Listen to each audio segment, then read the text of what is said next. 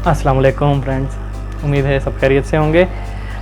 जैसा कि हमने पहले डिस्कस किया था कि आज का हमारा टॉपिक होगा कि वो कौन से फैक्टर्स हैं जिनको हमें कंसीडर करना चाहिए while making an architectural plan.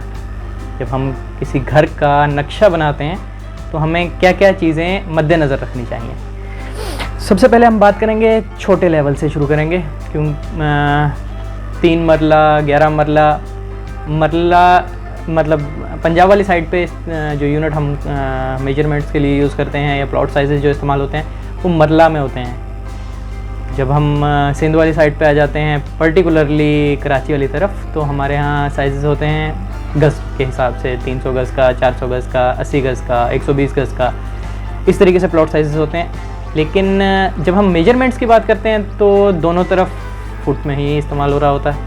जब हम बात करते हैं कि एक कैबिनेट कितना होना चाहिए तो हम कभी भी गज़ में नहीं कहते, हम उसको हमेशा फुट में ही बात करते हैं। तो बेसिकली हमारा मकसद होना चाहिए कि फुट के अंदर सबसे पहले हम अपना कवर्ड एरिया फुट में कन्वर्ट करेंगे, उसके बाद हम आगे की बात शुरू करेंगे। अगर आपके पास मरले के अंदर साइजेस मौजूद हैं तो 272.25 स्क्वायर फीट का एक मरला होता है। ये फैक्टर्स कोई बहुत ज़्यादा याद रखने के नहीं हैं, इनको आप गूगल भी कर सकते हैं, मतलब बहुत ज़रूरी नहीं है कि आपको ये ज़ुबानी याद हो। जहाँ तक बात है गज़ की, तो एक गज़ के अंदर 9 स्क्वायर फीट होते हैं। तो जब हम बात कर रहे हैं 3 से लेकर 10 गज़ तक की, तो यानी कि 80 गज़ से लेकर 300 गज़ तक के मकान के लिए हमें क्या करना चाहिए। हम पहले बात छोटे साइज़ के ऊपर कर रहे हैं। अगर हम फुट में इसको कन्वर्ट करें तो दोनों को कन्वर्ट करके हमारा तकरीबन 800 स्क्वायर फुट से लेकर 2700-2800 स्क्वायर फीट तक का एरिया बन जाता है। फैक्टर्स जो चीज़ें हमें कंसीडर करनी है वो कौन कौन सी होनी चाहिए, उसमें पहले नंबर पे होना चाहिए कि आपको पता हो कि आपका इलाका किस तरह का है, आपके सराउंडिंग में किस तरह का माहौल है। आप एक गांव के अंदर बना रहे हैं, एक शहर में बना रहे हैं, आपका मेजर कंसर्न क्या होगा। सेफ्टी फैक्टर्स को कंसीडर करेंगे ज़्यादा या हवा को ज़्यादा कंसीडर करेंगे। ये आपस में एक जगह कॉन्ट्राडिक्टरी होते हैं कि जैसे आप बहुत ज़्यादा ग्रिल्स इस्तेमाल कर रहे होंगे हवा के लिए, या आपके पास खुला सहन होगा। अगर बहुत ही छोटा रकबा है, जैसे शहरों के अंदर ज़्यादातर दोस्त वगैरह जिनकी तरफ से डिमांड आती है कोई ना कोई नक्शा बनाने की, तो उनके पास एरिया बहुत महदूद होता है। उन्होंने उस महदूद एरिया के अंदर ज़्यादा से ज़्यादा चीज़ें कवर करनी होती हैं। एक अच्छा उनको प्लान चाहिए होता है, एक कवर्ड एरिया के अंदर उन्होंने काफ़ी सारी चीज़ें पूरी करनी होती हैं।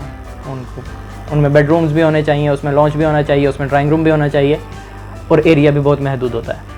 तो इस सूरत के अंदर आपके पास जो फैक्टर्स होंगे जिनको आप कंसीडर कर रहे होगे, पहली चीज़, अगर आप शहरी इलाके में हो तो आपको पहली चीज़ ये मालूम करना बहुत ज़रूरी है कि कोई बाय लॉज, अगर कोई बिल्डर है, बिल्डर से आपने ज़मीन ली हुई है तो कोई ना कोई बाय लॉज फॉलो हो रहे होंगे।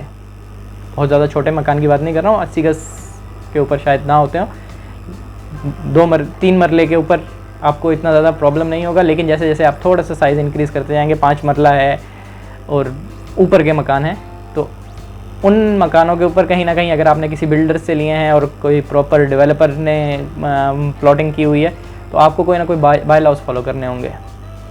उन बाय लॉज के अंदर आपको पता होता है कि मैंडेटरी ओपन स्पेस देनी होती है। मैंडेटरी ओपन स्पेस का मतलब है कि आपको लाजमी तौर पे पीछे बैक साइड पे या साइड्स के ऊपर 5-5 फुट छोड़ना है, फ्रंट के ऊपर 20 फुट छोड़ना है। तो सबसे पहली चीज़ जो आपने करनी है वो ये करनी है कि सबसे पहले आपने देखना है कि आपका कवरेबल एरिया कितना है, आप क्या एरिया कवर कर सकते हैं। प्लॉट का जिसके ऊपर आप नक्शा बनाने जा रहे हैं उसका कवरेबल एरिया कितना है, वो एरिया कितना है जिस पर आपने एक्चुअल प्लानिंग करनी है। साइडें तो आपने छोड़ देनी है। जैसे आप सपोज कर लें कि आपका 100 फुट बाय 50 फुट का प्लॉट है, मैंडेटरी ओपन स्पेस है, फ्रंट के ऊपर आपने 20 फुट छोड़ना है, बैक साइड पे 5 फुट छोड़ना है और साइडों पे 5-5 फुट छोड़ना है। तो यानी कि आपका लंबे रुख के अंदर 75 फीट बाकी रह गया, फ्रंट का 20 फुट और बैक साइड का 5 फुट माइनस कर दिया, और साइड वाइज 5-5 फुट निकाल दिया 50 में से, तो 40 फुट रह गया, यानी कि 75 बाय 40 स्क्वायर फीट का आपका एरिया रह गया। अब आपकी वर्किंग इसी एरिया में महदूद होगी। अगर कोई बाय लॉज फॉलो नहीं हो रहा है, आपका टोटल कवर्ड एरिया है, हम उसी को कंसिडर करके चलेंगे। अब कवर्ड एरिया के अंदर से कितने कमरे बन सकते हैं और कितने कमरे नहीं बन सकते, और इसकी कैलकुलेशन के लिए एक बेसिक आसान सा तरीका ये है कि आप एक अंदाज़ा कर लें कि बाथरूम, अगर आप 2 बाथरूम बना रहे हैं, कम से कम 30 स्क्वायर फीट से लेकर 80 स्क्वायर फीट तक एक बाथरूम कंज्यूम करता है।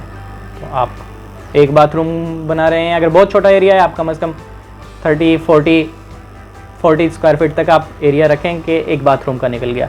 इसके अलावा किचन, इसी तरीके से किचन है, किचन का भी आप कम से कम 30, और थोड़ा बेहतर की तरफ जाएंगे तो 100 स्क्वायर फीट तक, 100 या 120 स्क्वायर फीट तक एक नॉर्मल 10 फुट बाय 12 फुट का किचन, बहुत बड़ा किचन नहीं है, लेकिन ये मैंडेटरी चीज़ है, ये निकलेगी। इसके बाद जो एरिया आपके पास बाकी बचेगा उसको आप डिवाइड कर सकते हैं इक्वली।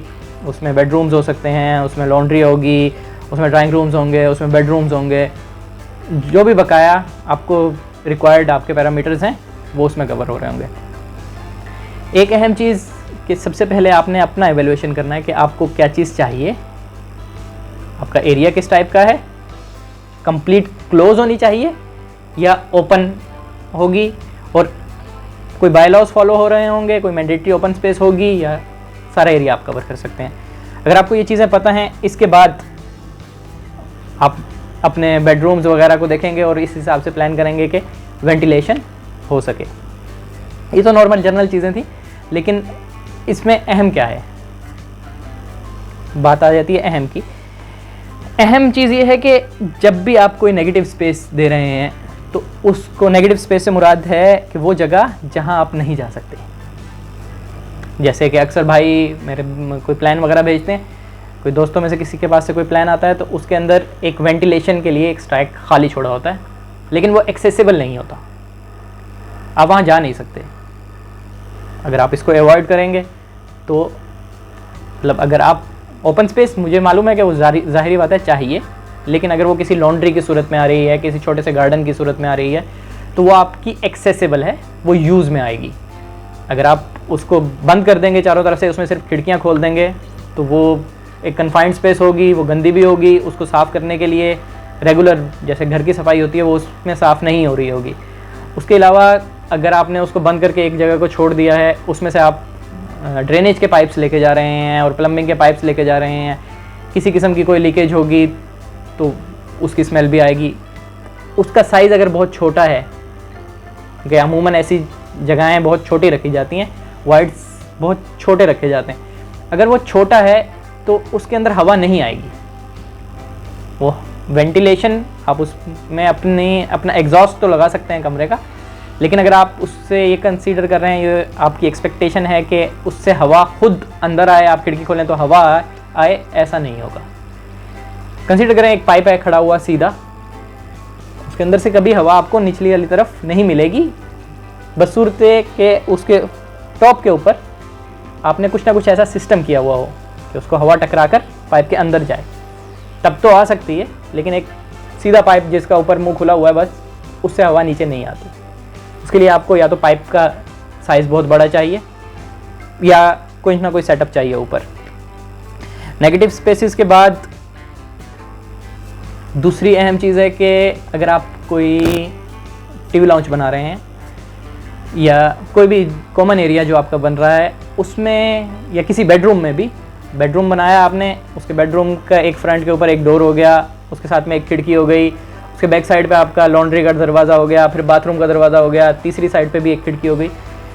तो अगर इस तरह का आपका बेडरूम है और आपके पास कोई दीवार ऐसी नहीं है जो यूजेबल हो, तो ये बहुत एक नेगेटिव इफेक्ट क्रिएट कर रहा होता है, क्योंकि आपने, हमारे यहाँ नॉर्मली पाकिस्तान में फर्नीचर बहुत सारा होता है, तो हमने कहीं ना कहीं फर्नीचर भी एडजस्ट करना होता है, उसमें अलमारी भी आएगी। तो एक दीवार आपने छोड़ी, उस पर अलमारी आ गई, उसके बाद आपको समझ नहीं आ रहा कि बेड कहाँ रखूँ।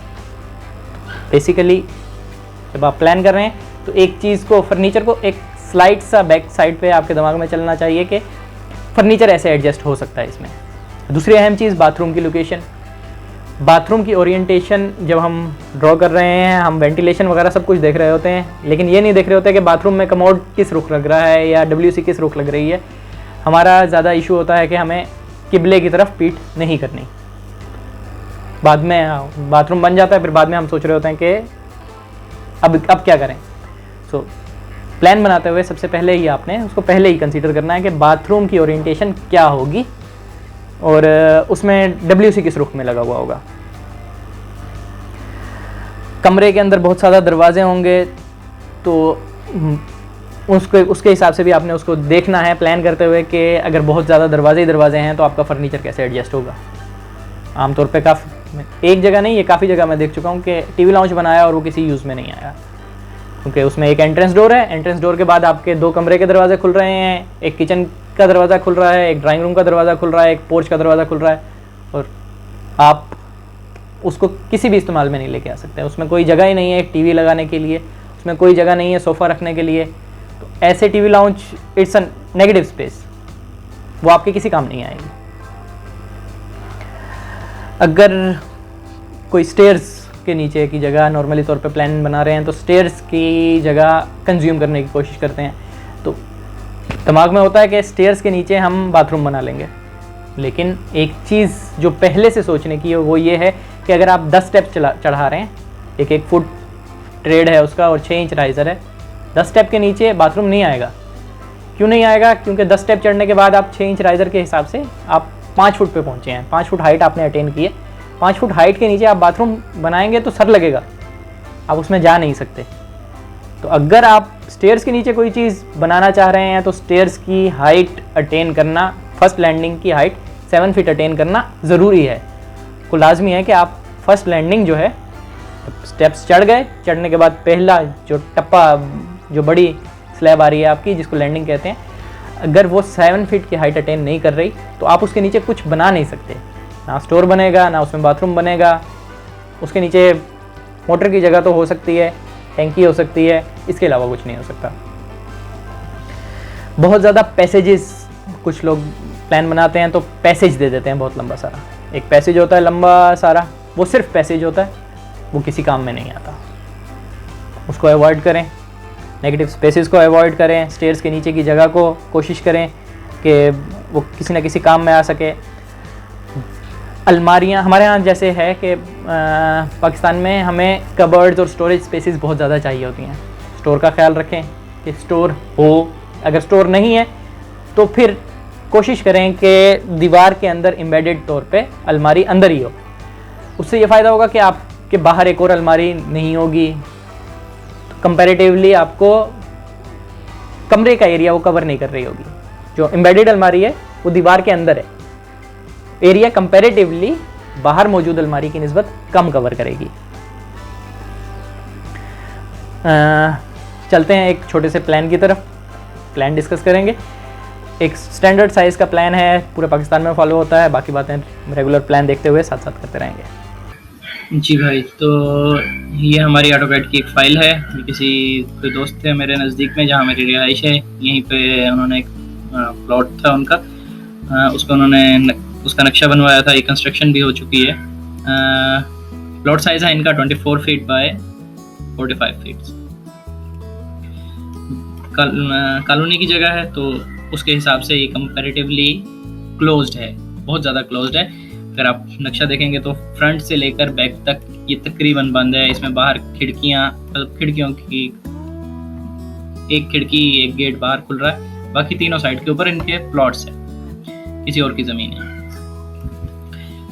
एक स्टैंडर्ड साइज़ का नक्शा, एक स्टैंडर्ड किस्म का नक्शा यहाँ पर चल रहा है।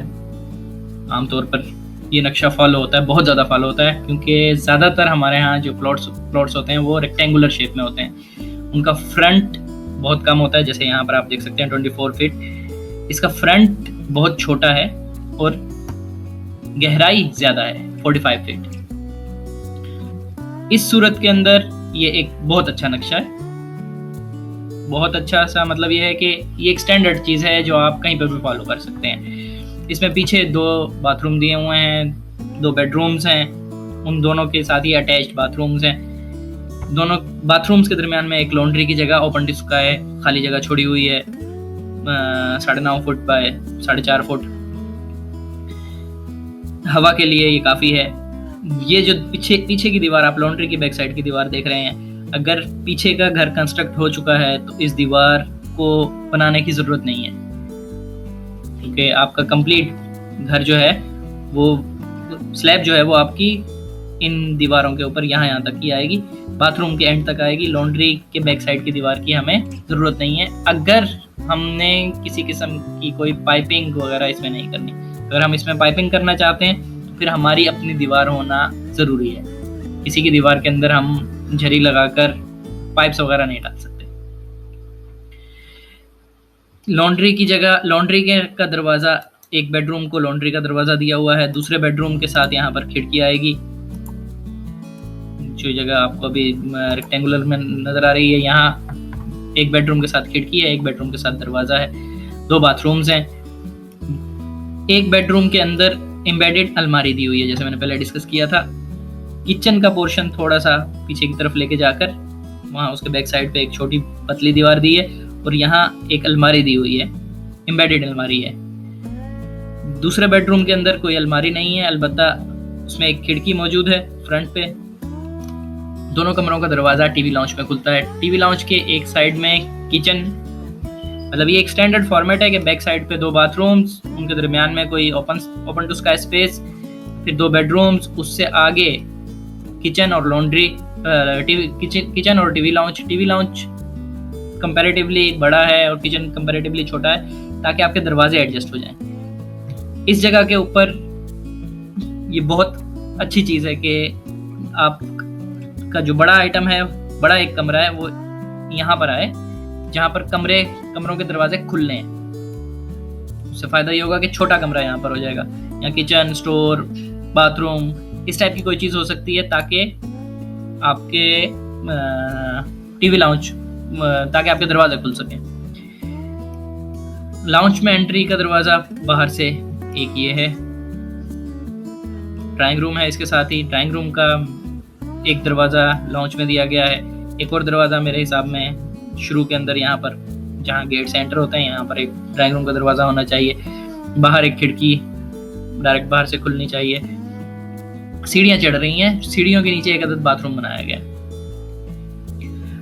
इस बाथरूम को बनाने के लिए लाजमी है कि 2 स्टेप्स, ये जो छोटा दरवाज़ा है ये बड़े गेट की निस्बत कंपैरेटिवली 1 फुट ऊंचा हो ताकि आपकी हाइट अटेन हो जाए जिसके नीचे बाथरूम बनाया जा सके। अदरवाइज बहुत ऊंचे स्टेप्स होंगे, चढ़ना मुश्किल होगा, चढ़ने वाले के टांगों में दर्द हो जाएगा, मुश्किल से चढ़ा जाएगा। अच्छा, एक दरवाज़ा इन्होंने यहाँ पर भी खोला है, पोर्च के अंदर खोला हुआ है एक दरवाज़ा सीढ़ियों का। यहाँ पर अलहदा से 2 स्टेप दिए हुए हैं ताकि पोर्च वाला बंदा भी ऊपर जा सके। ये थोड़ा सा कंफ्यूजिंग है समझ, मतलब ये एक्चुअल साइट पे देखेंगे तो आपको कंपैरेटिवली ज़्यादा आसानी से समझ आ जाएगा। जो चीज़ें यहाँ मेजर बताने की हैं वो हैं कि हवा के हिसाब से ये वेस्ट ओपन है, तो फ्रंट के ऊपर विंडोज़ हैं और बैक साइड के ऊपर एक डक्ट दी गई है जिसमें से हवा ऊपर जाएगी।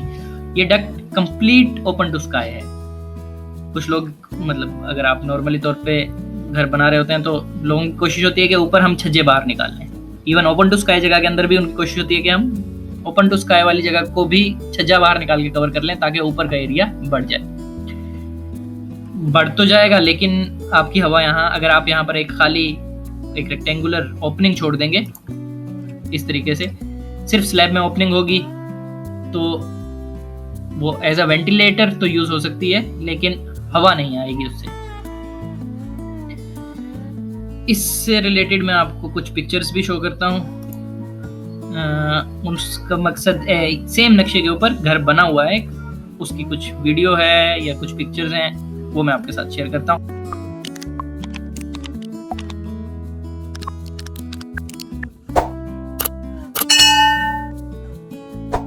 जी फ्रेंड्स, तो आपने देखा, प्लान आपको मैंने दिखा दिया। अब हम चलते हैं, एक क्विक व्यू लेंगे हम पिक्चर्स का। सिमिलर सॉर्ट का एक घर है मेरे पास जिसकी मैंने पिक्चर्स ली हैं। सेम नक्शा है, डायमेंशंस स्लाइटली थोड़ी सी चेंज होंगी, तो ये मैं आपको दिखाता हूँ। ये देखें, फर्स्ट ये पिक्चर है। यहाँ पर आपको गेट के साथ में सीढ़ियाँ नज़र आ रही होंगी, थोड़ा सा ऊपर चढ़ के छोटा दरवाज़ा है। ये छोटा दरवाज़ा उसी मैंने पहले भी आपको बताया था, छोटा दरवाज़ा ऊंचा होने की वजह वही है कि हमें सीढ़ियों के नीचे इतनी जगह मिल जाए कि बाथरूम बनाया जा सके। इसके अलावा ये आपको ड्राइंग रूम की खिड़की नज़र आ रही होगी बाहर से। आगे चलते हैं घर के अंदर की पिक्चर्स के ऊपर। ये घर के अंदर सीढ़ियों के नीचे का हिस्सा है। इसके नीचे आपको नज़र आ रहा है मोटर वगैरह है। ये दरवाज़ा है अंदर से, लेकिन ये आप इसके वेस्ट स्लैब देख रहे होंगे, ये दरवाज़ा देख रहे होंगे। ये बाथरूम है जो इस सीढ़ियों के नीचे बनाया गया है। असल में बहुत तेज़ वीडियो चल रही है, इस वजह से ऑटो पे जा रहा है, उसको मैंने इस वजह से स्टॉप कर दिया। ये सीढ़ियों के नीचे का वो दरवाज़ा, सीढ़ियों का दरवाज़ा है जो अंदर से है, लेकिन ये बहुत ऊंचा है। वजह वही है कि सीढ़ियाँ ऊंची हैं और बाहर का फर्श हमारा नीचा है। वो इसलिए किया गया ताकि बाथरूम बन सके, जैसे कि पिछली पिक्चर में हमने देखा था। ये बाथरूम है, ये सीढ़ियों के नीचे बना हुआ है।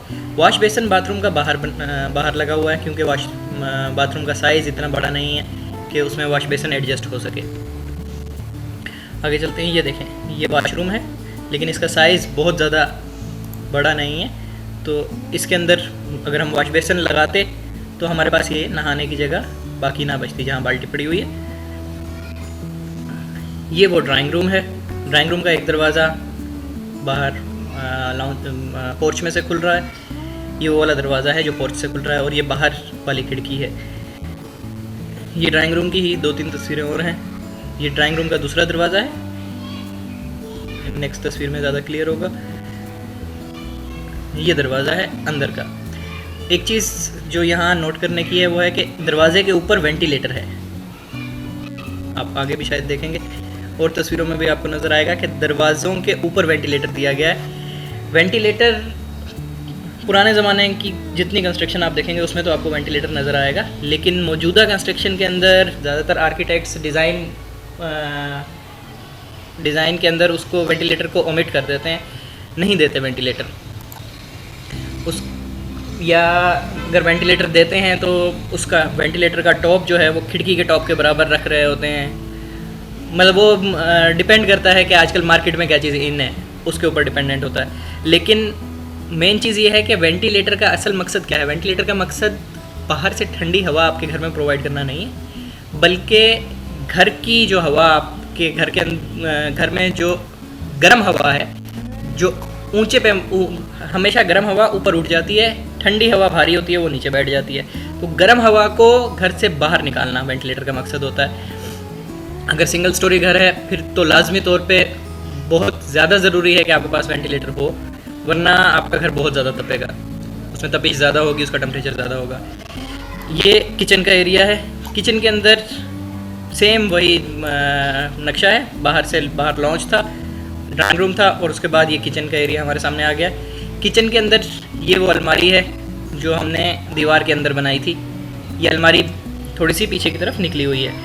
एक चीज़ यहाँ नोट करने की है कि इस अलमारी के ऊपर का जो पोर्शन है, यहाँ एक दरवाज़ा दिया हुआ है। यहाँ जो अलमारी का टॉप था उसका दरवाज़ा बैक साइड से दिया हुआ है।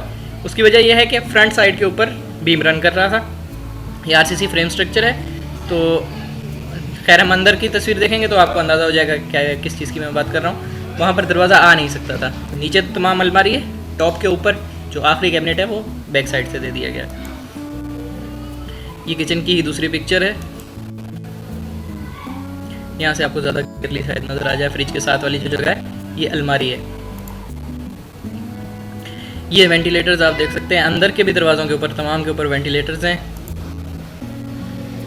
ये टीवी लाउंज है। टीवी लाउंज के अंदर भी आप देख सकते हैं एडिक्वेट जगह है जिसके अंदर आराम से फर्नीचर एडजस्ट हो सकता है। अब इसमें ये दीवार भी खाली है, आपकी सामने की दीवार भी खाली है, इस तरफ की दीवार भी खाली है, आपका टीवी लगने की जगह भी है, आपके सोफ़े रखने की जगह भी है, तो एडिक्वेट जगह खाली है, दरवाजे नहीं है सब जगह। ये किचन की सामने की दीवार है। यहाँ खिड़की की जगह हमारे पास नहीं बची। क्योंकि एक सीढ़ियाँ चढ़ रही हैं, उसके साथ में बाथरूम हमने बना लिया। अगर हम बाथरूम ना बनाते तो यहाँ खिड़की बन सकती थी। फ़िलहाल यहाँ पर इंतज़ाम किया गया है एक छोटी सी डक्ट ऊपर टेम्परेरी तौर पे डक्ट पाइप फ्लेक्सिबल पाइप के ज़रिए एक डक्ट सी बनाई हुई है, उसमें एग्जॉस्ट का सिस्टम दिया हुआ है, 2 एग्जॉस्ट लगे हुए हैं, एक बाहर और एक यहाँ पर। ये कंपैरेटिवली बेहतर रह जाता है, लेकिन इसमें आपको क्लीनिंग, ये जो लकड़ी वाला जो कबर्ड्स वगैरह लगे हुए हैं, हैंगिंग कबर्ड्स हैं, कैबिनेट्स हैं, इनकी सफाई रेगुलर करनी पड़ती है, वरना ये गंदे हो जाते हैं। वही वेंटिलेटर वाला सिस्टम आप देखें, ये एंट्रेंस के डोर के ऊपर भी वही सेम सिस्टम किया हुआ है। यहाँ थोड़ा सा डेकोरेटिव किया हुआ है, तो वेंटिलेटर को चेंज करके आर्च के अंदर कन्वर्ट कर दिया वेंटिलेटर। ये सेकंड रूम है। ये वो रूम है जिसमें लॉन्ड्री का एक्सेस नहीं है, जिसकी खिड़की लॉन्ड्री में खुलती है। 2 बेडरूम्स हमने आखिर में 2 बेडरूम्स बनाए थे, दोनों के साथ एक बाथरूम था। एक की खिड़की लॉन्ड्री में खुलती थी और एक का दरवाज़ा खुल रहा था। तो ये खिड़की वाला बेडरूम है, ये वो खिड़की है। खिड़की के ऊपर भी आप देखेंगे यहाँ पर भी वेंटिलेटर है। इन वेंटिलेटर्स की वजह से बहुत ज़्यादा वेंटिलेशन होती है, आपका बहुत ज़्यादा हवादार रहता है घर, और ये एक अच्छी चीज़ है। बाथरूमों के ऊपर छत्तियाँ बनाई जाती हैं, वो नॉर्मल पाकिस्तान के अंदर रेगुलर चलती हैं। यही कमरा अभी तक चल रहा है, इसकी 2-3 तस्वीरें हैं। ये वो अलमारी है जिसकी मैं बात कर रहा था। ये दीवार के अंदर बनी हुई है और किचन का कुछ एरिया कॉम्प्रोमाइज़ किया हुआ है, ताकि हमें एक सेपरेट अलमारी रखने की ज़रूरत ना पड़े और यहीं पर अलमारी एडजस्ट हो जाए। इस तरह की अलमारियाँ बहुत फ़ायदेमंद रहती हैं, जगह कम घेर रही होती हैं, कुछ आपकी दीवार की जगह कंज्यूम हो रही होती है, थोड़ी सी जगह आपको बैक साइड पे चाहिए होती है, बहुत ज़्यादा जगह कंज्यूम नहीं करती। ये देखें, ये इस कमरे का भी वेंटिलेटर ऊपर, ये वो वाला कमरा है जिसमें लॉन्ड्री है। ये दरवाज़ा लॉन्ड्री वाला नहीं है, ये वाला दरवाज़ा जिसमें खड़े होकर तस्वीर ली गई है, ये लॉन्ड्री का दरवाज़ा है। ये टीवी लॉन्च में खुलने वाला दरवाज़ा है और उस पर वेंटिलेटर है। जो लॉन्ड्री में दरवाज़ा खुल रहा है उस पर भी वेंटिलेटर होगा। यहाँ से अगर आपको थोड़ा सा नज़र आ रहा हो तो इसके ऊपर भी वेंटिलेटर है। ये लॉन्ड्री का दरवाज़ा है और लॉन्ड्री के दरवाजे के ऊपर वेंटिलेटर है।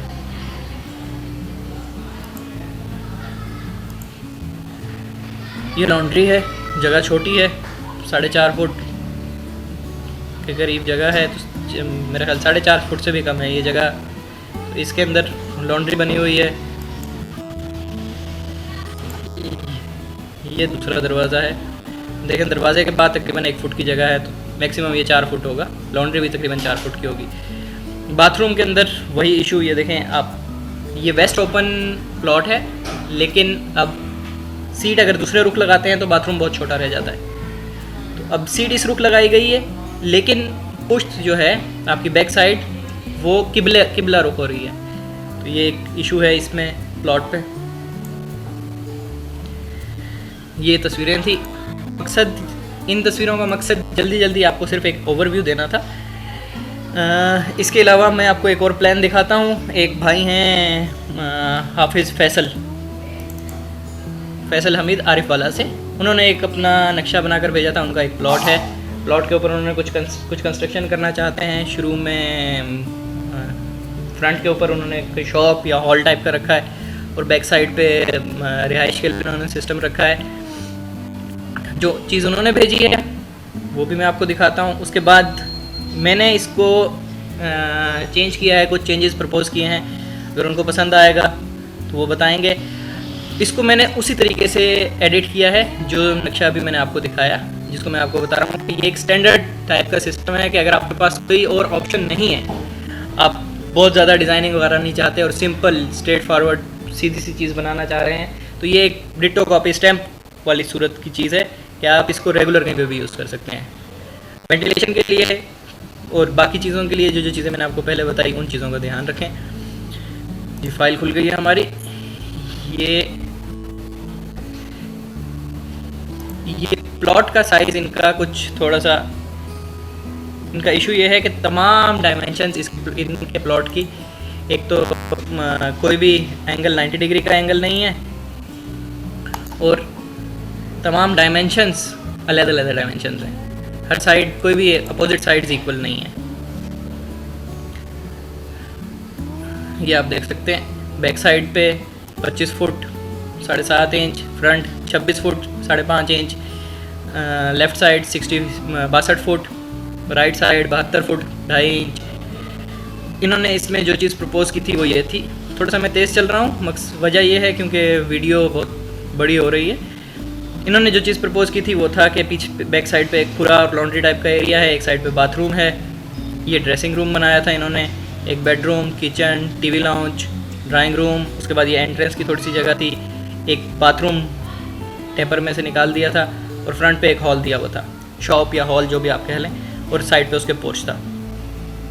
नक्शे के अंदर इन्होंने यहाँ कॉलम्स दिए थे और ये चाह रहे थे कि सेंटर में कहीं पे भी कॉलम ना आए, साइडों के ऊपर बड़े बड़े सारे कॉलम्स हों और उन कॉलम्स के ऊपर एक शेड टाइप का बन जाए बड़ा सारा, ताकि बाद में अंदर की पार्टीशंस बाद में हो जाएं। इसके अंदर जो ये नक्शा है, इसके अंदर जो चीज़ें मैंने आपको पहले बताई थी वही चीज़ें यहाँ देखते हैं कि देखें नेगेटिव स्पेसेस बहुत ज़्यादा हैं इस नक्शे के अंदर। दरवाजे तो अभी फ़िलहाल बनाए नहीं गए। पहली चीज़ किचन का साइज़ देखें, 7 फुट की चौड़ाई है इसकी। 7 फुट की चौड़ाई के अंदर से अगर आप यहाँ पर 2 फुट की शेल्फ़ निकाल देंगे एक तरफ, तो बाकी जो पैसेज है आपका यहाँ, क्योंकि दरवाज़ा आएगा पीछे जाने के लिए, जो बाकी का पैसेज है वो किचन वाले ने भी इस्तेमाल करना है, खड़ा होकर काम भी करना है, और जो लॉन्ड्री वाला आने जाने के लिए भी वो भी यही रास्ता इस्तेमाल करेगा। तो यहाँ थोड़ा सा रास्ते का इशू है। ये साइड पूरी, ये जितना एरिया है ये सारा नेगेटिव स्पेस है। ये ट्रायंगल पूरी ज़ाया हो रही है। उन्होंने उसको गुनिये में करने के लिए, उसको सीधे रुख करने के लिए प्लॉट को अपने, ये जगह ज़ाया कर दी है। इस तरफ भी यही हिसाब किताब है, यहाँ पर भी ट्रायंगल पूरी ज़ाया हो रही है। इसमें भी अभी तक फ़िलहाल तक तो कोई मतलब दरवाजे वगैरह शो नहीं किए गए, हो सकता है कि कहीं से एक्सेस हो। खैर यहाँ पे एक्सेस भी कहीं पे शो नहीं किया गया। उसके अलावा चलें डायरेक्ट हम चलते हैं जो चीज़ मैंने इनको प्रपोज़ करके दी है उसके ऊपर। ये वो है प्रपोज़ल जो मैंने प्रपोज़ किया है। हो सकता है लाइंस आपको क्लियर नज़र ना आ रही हों। लाइंस का कलर मैं चेंज कर देता हूँ, हल्का सा डार्क, बहुत ज़्यादा डार्क कलर है, बैकग्राउंड डार्क है तो वो डार्क पे डार्क नज़र नहीं आता।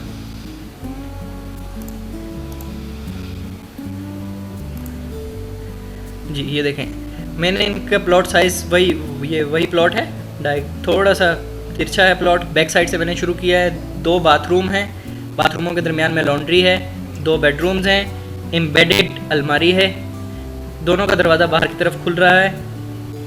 एक हिस्से में छोटा किचन कर दिया है, बाकी का टीवी लॉन्च है, और उसके आगे ड्राइंग रूम, और ये जो पोर्च वाला हिस्सा जो हमारा जो नक्शा मैंने आपको दिखाया था या जो तस्वीरें मैंने आपको दिखाई हैं उसमें यहाँ पर पोर्च था। फ्रंट के हिस्से पे बाहर निकलने के लिए क्योंकि हमारे पास जगह नहीं है तो यही एक हमारे पास रास्ता है। डायगनल में ये तकरीबन इंक्लाइन के अंदर ये 6.5 फुट के करीब है, सीधा देखेंगे तो तकरीबन 5 फुट है। उसके आगे के का जो हॉल था, उन्होंने फैसल भाई ने जो सजेस्ट किया हुआ था वो था एक सिंगल हॉल, बड़ा सारा हॉल था उनका। यहाँ पर मैंने थोड़ा सा इसको चेंज किया है, मैं आपको थोड़ा सा डिटेल बताता हूँ। मैंने इसको 2 हॉल्स में डिवाइड कर दिया है क्योंकि साइज़ अच्छा खासा था। इन 2 हॉल्स के अंदर स्टेप्स बनाकर बैक साइड को मैंने थोड़ा सा नीचे रखा है, फ्रंट साइड को ऊंचा रख के हमें हाइट अचीव हो गई है। इसकी सीलिंग हाइट होगी तकरीबन 12.5 फुट, तो हमने 2 स्टेप नीचे उतार दिया ताकि हमें 7-7 फुट के 2 फ्लोर्स मिल सके। मैंने दोनों हॉल्स को डिवाइड कर दिया 2 हिस्सों में। इसका सेक्शन मैंने यहाँ साइड पे ड्रॉ किया है, सेक्शन से आपको ज़्यादा क्लियरली समझ में आ जाएगा। इस तरफ से एंट्रेंस है, ये एक सिंगल हॉल का ये सेक्शन कटा हुआ है, सेक्शन AA। ये मैंने यहाँ मार्किंग की हुई है हॉल 2 के ऊपर। हॉल 2 शुरू से लेकर यहाँ तक हॉल 2 है, और हॉल 1 ये फ्रंट से लेकर ये पीछे वाली दीवार तक हॉल 1 है। ये हॉल 2 का सेक्शन कटा हुआ है। हॉल 2 के अंदर यहाँ से एंट्रेंस आप देखेंगे, यहाँ से एंटर हुए हम। अंदर सीलिंग हाइट है 12.5 फुट। इस 12.5 फुट के थोड़ा सा आगे जाके, बिल्कुल शुरू से मैंने उसको कंप्लीट हॉल को डिवाइड नहीं किया, थोड़ा आगे जाके फ्रंट पे कुछ एरिया छोड़ा हुआ है। पिछले हिस्से के अंदर हमने 2-3 स्टेप्स नीचे उतार दिए। 3 स्टेप नीचे उतरने से हमें तकरीबन 1.5 फुट और जगह मिल गई। नीचे 7 फुट की हाइट की एक स्लैब डाल के उसके ऊपर 6.5 फुट हाइट क्लियर स्पैन के ऊपर हमने एक और फ्लोर दे दिया है। इससे हमारा फ्लोर एरिया काफ़ी ज़्यादा हो गया। ये घरों में भी किया जा सकता है। एक दोस्त है हमारे जुनैद, उनके घर के अंदर भी उन्होंने वो अपना नक्शा बना रहे हैं, उसमें उन्होंने किचन को थोड़ा सा डाउन किया है। किचन के ऊपर बच्चों के लिए एक छोटा सा रूम, प्ले रूम समझ लें या बच्चों का बेडरूम समझ लें, जो टीवी लाउंज में से इजीली विजिबल होगा। मतलब उसके सामने खाली ग्रिल होगी और टीवी लाउंज में से वो नज़र आएगा। बच्चों का रूम हो सकता है, प्ले रूम हो सकता है, छोटी सी एक जगह हो सकती है, उसको आप डेकोरेटिव टाइप की बना लें थोड़ा सा, तो वो देखने में काफ़ी अच्छी लगती है। वीडियो को यहाँ ख़त्म करेंगे क्योंकि बहुत लंबी हो चुकी है वीडियो। उम्मीद है कि आपको पसंद आई होगी वीडियो। अगर आपको वीडियो पसंद आई है, मज़ीद इस टाइप की वीडियोस देखना चाहते हैं तो चैनल को सब्सक्राइब कीजिएगा। नेक्स्ट वीडियो के अंदर हम इंशाल्लाह डिस्कस करेंगे कि कौन सी चीज़ें हैं, जैसे कंस्ट्रक्शन के दौरान जब आप अपने घर की कंस्ट्रक्शन करवा रहे हैं, काफ़ी सारी चीज़ें हैं जो हम गलत कर रहे होते हैं या एक ट्रेंड चलता आ रहा है, जैसे सरिया कहाँ इस्तेमाल करना है, सरिये का मकसद क्या है, कंक्रीट के अंदर कौन सी चीज़ ज़्यादा होनी चाहिए, कौन सी चीज़ कम होनी चाहिए, बचत कैसे हो सकती है कंक्रीट में और सरिये में, ग्रे स्ट्रक्चर में बचत कहाँ पर हो सकती है। ग्रे स्ट्रक्चर की बचत के अलावा बाकी फिनिशिंग आइटम्स को भी हल्का सा टच करेंगे। नेक्स्ट वीडियो कोशिश करेंगे कि छोटी हो इससे, क्योंकि ये वीडियो काफ़ी ज़्यादा बहुत ज़्यादा लंबी हो गई है। अगर आपका किसी भी किस्म का कोई कमेंट हो, इंक्वायरी हो किसी किस्म की, तो आप कमेंट करें, इंशाल्लाह आपको जवाब मिलेगा। अगर किसी किस्म की और इंक्वायरी हो तो नीचे व्हाट्सअप नंबर भी दिया गया है, व्हाट्सअप नंबर के ऊपर आप कांटेक्ट कर सकते हैं। फ़ी अमानिल्लाह, अल्लाह हाफ़िज़।